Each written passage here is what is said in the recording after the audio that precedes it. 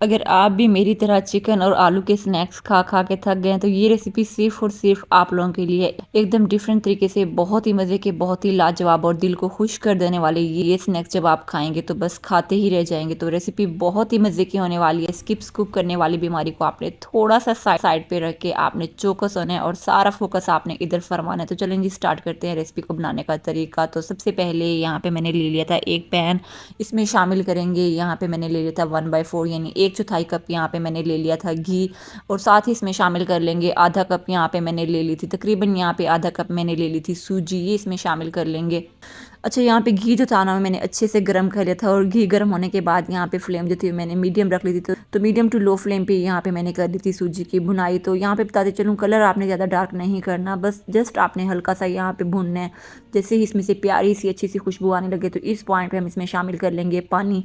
तो जैसा कि आधा कप यहाँ पे हमने ली थी सूजी, तो 1 कप भर के आपने इसमें पानी शामिल करना है। तो पानी शामिल करने के बाद आपने मसलसल यहाँ पे चम्मच जो है वो चलाते रहना है। तो चम्मच चलाते हुए तकरीबन 4 से 5 मिनट के लिए यहाँ पे आपने इसे कुक कर लेना है। और अगर तो आप मेरे चैनल पर फर्स्ट टाइम विजिट करें तो लाइक, सब्सक्राइब एंड शेयर करना मत भूलिएगा, ताकि मेरी इसी तरह की मज़े मज़े की एंड यूनिक रेसिपीज़ आप लोगों को देखने को मिलती रहें। अच्छा, जैसा कि रमज़ान मुबारक आने वाला है और रमज़ान मुबारक में दिन भर की भूख प्यास के बाद दिल करता है कुछ मज़े का खाया जाए, जो कि मज़े का भी हो और यूनिक भी हो। तो मेरे ख्याल से ये रेसिपी परफेक्ट है। अगर आप समोसे पकोड़े खा खा के थक गए हैं तो एक बार मेरे कहने पे इस रेसिपी को ज़रूर ट्राई कीजिएगा। तो रेसिपी बहुत ही मज़े की होने वाली है। इंशाल्लाह जब आप बनाएंगे बच्चे हो या बड़े सब बहुत ही शौक से खाएंगे। अच्छा, यहाँ पे पानी शामिल करने के बाद बस मैंने 4 से 5 मिनट के लिए कर लिया था इसे कुक। तो 4 से 5 मिनट के बाद आपने यहाँ पे शामिल करनी है चीनी। तो चीनी जो थी यहाँ पे मैंने आधा कप ले ली थी और साथ ही इसमें शामिल कर लेंगे जस्ट 2 टेबलस्पून यहाँ पे मैंने ले लिया था मिल्क पाउडर। अच्छा, अगर मिल्क पाउडर ना हो तो आप इसमें 1 कप दूध शामिल कर लीजिएगा। तो ऑप्शनल है, जो भी चीज़ आप लोगों के पास हो। और साथ ही इसमें शामिल कर लेंगे, यहाँ पे मैंने ले लिए थे थोड़े से ड्राई फ्रूट्स, ये इसमें शामिल कर लेंगे।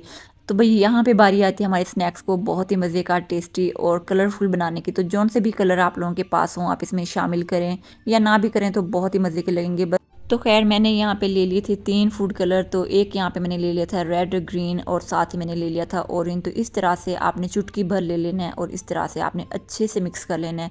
तो यहाँ पे बारी आती है नेक्स्ट स्टेप की। तो यहाँ पे मैंने ले लिया था एक बाउल, इसमें शामिल कर लेंगे 1 कप यहाँ पे मैंने ले लिया था मैदा और साथ ही इसमें शामिल कर लेंगे 1 कप पानी। अच्छा, यहाँ पे आधा कप मैंने पहले शामिल कर लिया था। अच्छे से आपने मिक्स कर लेना ताकि किसी भी तरह के इसमें लम्ब वगैरह जो है वो इसमें ना बने। तो खैर यहाँ पे मिक्स करने के बाद बाकी का जो आधा कप रह गया था वो इसमें शामिल कर लेंगे। अच्छे से आपने लम्ब फ्री बैटर जो है वो बना के तैयार कर लेना है।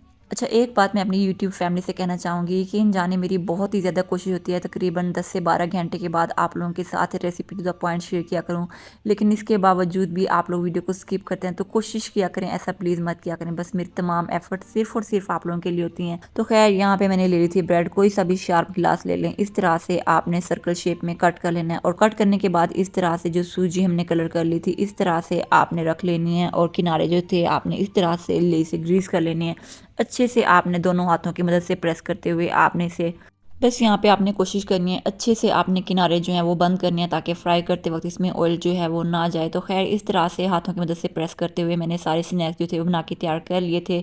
तो यहाँ पे हमने जो ले बना के तैयार कर ली थी इस तरह से आपने डिप कर लेना है और डिप करने के बाद यहाँ पे मैंने ले ली थी ब्रेड क्रम्स। यहाँ पे बारी थी ब्रेड क्रम्स की कोटिंग की, अच्छे से आपने यहाँ पे ब्रेड क्रम्स की कोटिंग कर लेनी है। और रिसेंटली मैंने आप लोगों के साथ बहुत ही टेस्टी एकदम यूनिक स्टाइल पोटैटो स्नैक्स की रेसिपी शेयर की, जिस किसी ने नहीं देखी ज़रूर देखिएगा। इंशाल्लाह रेसिपी आप लोगों को बहुत ही ज़्यादा पसंद आएगी। तो खैर यहाँ पे बारी आती है फ्राई करने की। ऑयल जो था मैंने अच्छे से गर्म कर लिया था। इस तरह से आपने गर्मा गर्म ऑयल में आपने स्नैक्स जो हैं वो शामिल कर लेने हैं। और यहाँ पे फ्लेम जो थी मैंने मीडियम टू लो रखी थी, मीडियम टू लो फ्लेम पे यहाँ पे आपने स्नैक्स जो हैं वो फ्राई कर लेने हैं। तो तकरीबन यहाँ पे मैंने 6 से 7 मिनट के लिए कर लिया था फ्राई।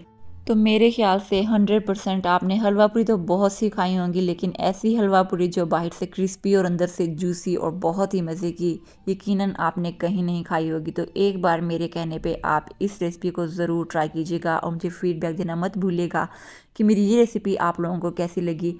रेसिपी ज़रा सी भी अच्छी लगे तो लाइक, सब्सक्राइब एंड शेयर करना मत भूलिएगा। इसी के साथ मुझे दें इजाज़त। अपना ढेर सारा ख्याल रखिएगा और मुझे दुआ में याद रखिएगा। मिलते हैं एक नई unique tasty and easy recipe के साथ। अल्लाह हाफिज़।